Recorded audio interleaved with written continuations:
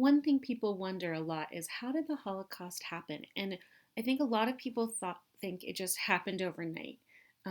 Besides the fact that anti-Semitism has been going on for centuries, it was just ramped up, and so it's actually really slow because then it doesn't seem so extreme. Um, and as we pay attention to this, I challenge you to think: where does this sound familiar? Where have you heard this before? And it could be in history class or it could be from the news. So, how does it happen? People voted or they didn't vote. So, this allows leaders who promote genocide or who act on their genocidal tendencies to get into power. So, it's whether it's who you vote for or if you don't vote. And that's why your teachers and everyone else, it tells you time and time again how important voting is. People burned books or watched people burn books. So again, it's the whole bystander effect, whether you actually did it or not. If you're watching and not doing anything, you are equally guilty. And I know some of you guys are like, oh, I hate books, but books have a lot of information and power. And so this is actually a really dangerous act. People boycotted businesses or did nothing about the boycott. So if they would boycott Jewish businesses, um, and then if they can't, you know, earn money, they have to leave. So that's another dangerous thing. People made laws that targeted Jewish people, and people followed those laws. So Christians only or Jews not allowed. This is similar to Jim Crow in the United States. Um, and it also is similar to how the United States treated the Irish in the 19th century. Who was allowed to apply for work, who wasn't, who's allowed to enter something, and who's not.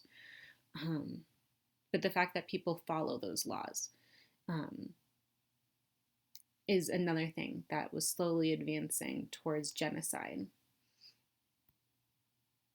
And then Jewish people became illegal, and people did not protest. So their passports were taken away so they couldn't leave, but then they also were denied rights. So this is, again, taking away their humanity. And people did not protest because it wasn't them. And that's the important thing, is just because you are not being targeted does not mean it doesn't affect you. And you can see here is a list that shows if you're Jewish or not. I think you only needed one grandparent of Jewish descent to be considered Jewish. And then people made it illegal for Jewish kids to attend school, and people still sent their kids to those schools. So rather than say, well, I'm not going to have my kid go to an anti-Semitic school, they didn't do anything. And I know you guys complain about school, but the denial of education means that you are denied the right to learn about the complex systems in this world in order to take care of yourself and your families on a survival basis, and also to understand what's going on and how to stop it. And that's why we need education, so you guys know how to stop serious world issues. And then people destroyed Jewish businesses and synagogues, or they watched and they didn't do anything. They didn't help because it wasn't their place of worship, it wasn't their business. And it shouldn't be like that. If one business is under attack or if one religion is under attack, other religions or businesses or people need to help. And so people were leaving Germany or Jews were leaving Germany because they were scared, understandably, and nations of people refused refugees. There was a ship with thousands of people who came to the United States as refugees, and the United States turned them away. Most of them died in the Holocaust because they had nowhere else to go. No one would take them in. So you think, oh, what did the Jews do? Did they leave? Yes. Did people help them? No. So even if they could leave, even if they could afford to get passage on a ship, to get a passport, to sneak out, they still might not have made it out of the Holocaust. People were labeled, and others said you had to wear the Jewish star. And so they made it okay for that.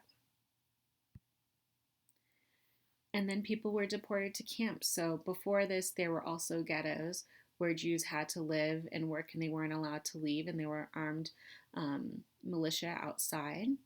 But that wasn't enough. And so people were deported to camps and they were loaded onto trains. So many people in one car that they couldn't necessarily stand or sit down or lie down. They were treated like cattle. And some of the people who were loaded onto the trains didn't make it to the camps. Either people were taken outside and shot before making it to the camps, or they died of starvation or being trampled, or hunger, or dehydration, or heat. And so, even before they got to the camps, things were really bad. People became guards or pretended not to see the camps. Holocaust deniers say they didn't know what was going on. They knew what was going on. The United States knew what was going on even before we got involved with the war, but they did not do anything.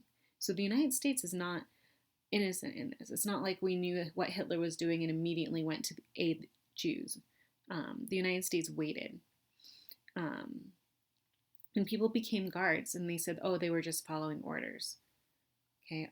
Arbeit macht frei, that is the sign that was above Auschwitz, which is where Elie Wiesel was, and it means work makes you free in German, which is a big slap in the face because the freedom they're talking about is death. And then people were loaded into ovens by other people. Sometimes they made Jews in the camp do that. And that's how it accelerated. And so you can see that it took about a decade in order for the death camps to really start killing a lot of people. Hitler got into power in 1933, and that's when the laws and the Nuremberg laws started in 1935. It was in 1938 that Jews were expelled from schools. Kristallnacht was the night when a lot of synagogues were destroyed. Towards the end of 1939, that's when Germany invaded Poland, and the Warsaw Ghetto was established. So you can see that this is already 6 years, and still they're not leaving. Okay, it wasn't until 1942, so 9 years after Hitler took power, that people started being deported to concentration camps and to death camps. And then in 1944, that's when Russia started getting involved, which helped Jews. And so Nazis knew that they needed to move people into Germany since most of the concentration camps were in Poland. And that's when the death marches started. And death marches were when they moved people out of the camps, so they're already starving and not in good condition, wearing threadbare clothing, few had shoes, and they had to march thousands of miles or hundreds of miles to Germany, and a lot died on the way. And then slowly the camps were liberated. So Night takes place at the end of the war, but it references everything that occurred before the events on page 1. So why am I teaching you guys all of this history in English? Survivors as primary sources are eyewitnesses of this period in time, and as they pass on, their written works become their voice. So my grandfather was, I want to say, 12 when all of this started, and he had to escape. And he died 2 years ago, and he was 89 years old when he passed. His little sister was 5. She doesn't remember it at all, or she blocked it out because it was so traumatic. And she's still alive, and she's in her 80s. Most of the Holocaust survivors who would remember this are going to be 90 years old or older if they're still alive. And so these written texts and the videos on YouTube of survivors are all we have left. The victims wanted their voices to be known, but it took a long time for most victims to speak out. Elie Wiesel published his book in the 1950s, and a lot of people didn't want to publish it because it was too hard to acknowledge the pain that Germans and other people had caused by being bystanders. And so, because it was so shocking. My grandfather wasn't able to speak on it until the 1990s. My mom knew he had been in Europe um, during the Holocaust, but she didn't know the details and he wouldn't talk about it. So it took almost 50 years for my grandfather to be able to talk about it. And some Holocaust survivors were never able to talk about it because it was so traumatic. Um, so in history, you learn the facts. In English, you learn the stories and their experiences.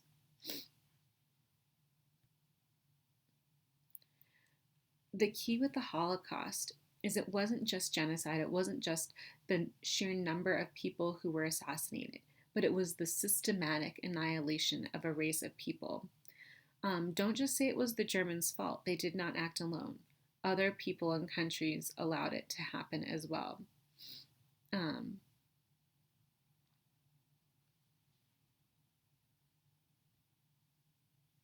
what does it mean to be systematic? That you segregate people into a specific part of the city, and then you put them in holding camps, and then labor camps, and death camps. So there was a complex system involved in order to exterminate Jews. And that was Hitler's plan.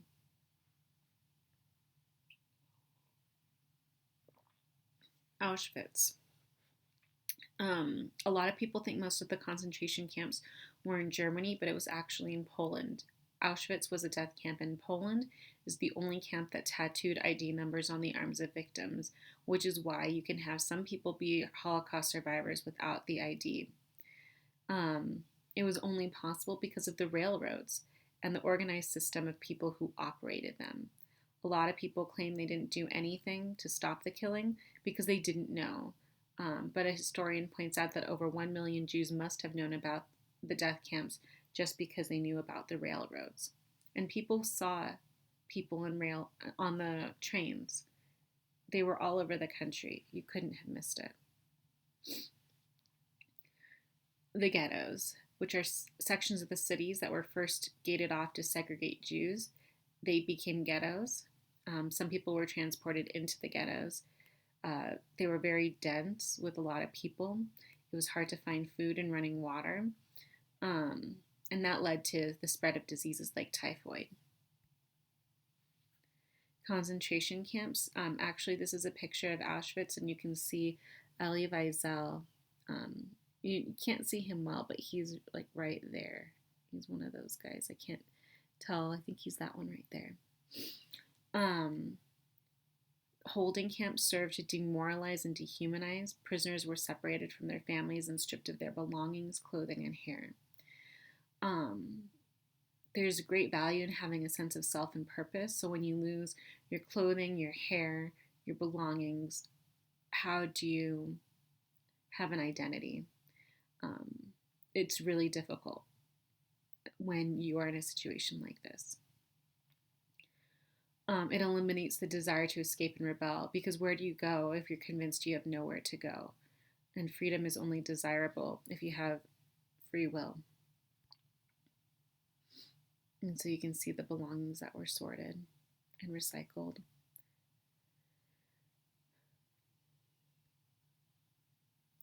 The hair was made to make bomb fuses, felt thread, rope, and mattress stuffing. And you can still see or find pillows that are made of human hair. Prisoners were forced to act as labor in the war. And the final solution was to kill all Jews.